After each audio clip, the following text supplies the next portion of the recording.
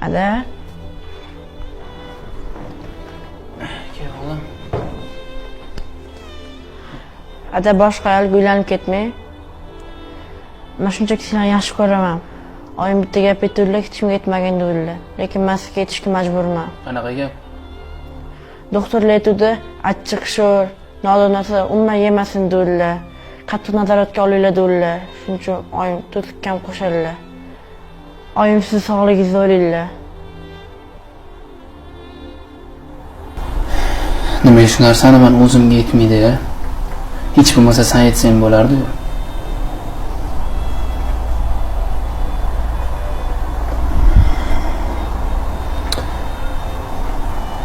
Oying qayerda? Oshxonada.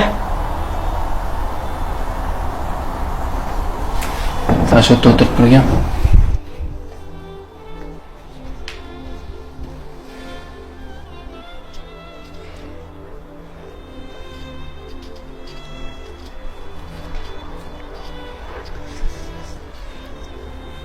Onasi.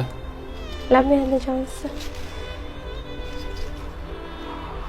Ovqatga tuz kam qo'shishingning sababini menga aytmading. Shuni menga to'g'risini, rostini aytsang bo'ladi-yu, doktor qo'ymadi, doktor ruxsat bermagan, sizga tuzli, nordon, sho'r, achchiq narsalar mumkin emas. Qattiq nazoratga oling deb aytgan demading.